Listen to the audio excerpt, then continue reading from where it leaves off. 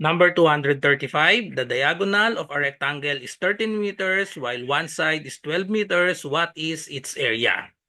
Okay, so pause the video and try to answer. So the choices are 60, 2,530, 50, and 156 square meters and none of the above. Okay, so let's answer this. So let's draw first the figure. So the diagonal of a rectangle is 13 meters while one side is 12 meters. So what is its area? So let's draw the rectangle. So according to the problem, the diagonal of a rectangle is 13 meters. So this diagonal is equal to 13 meters while one side is 12 meters. Okay, so let this side be the 12 meters. So we have a right triangle here. So we are looking for the area. What is the area of this rectangle? So the formula for the area of rectangle is length times width. So in the figure, length is 12 meters and we don't know the value of the width.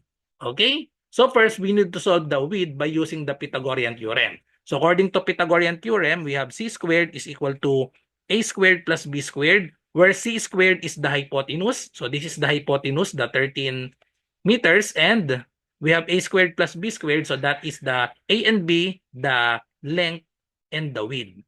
Okay, so let's substitute all the given. C is 13 meters. So we just write the 13. So we have 13 squared is equal to a squared. So let the a be 12 meters. So we have 12 squared plus b is the w. So we have w squared. So solve for w.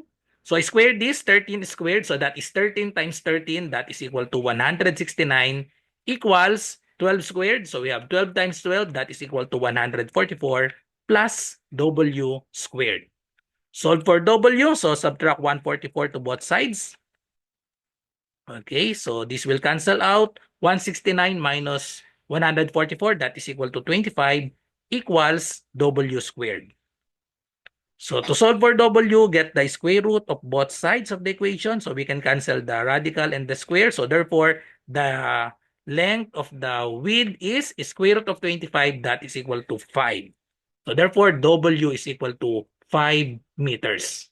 So now we can solve the area. Let's substitute. So to this formula, length times width. So area is equal to L is 12 meters times the W, that is equal to 5 meters. So therefore, the area of this rectangle is 12 times 5, 12 meters times 5 meters, that is equal to 60 square meters. So the correct answer is letter A, 60 square meters.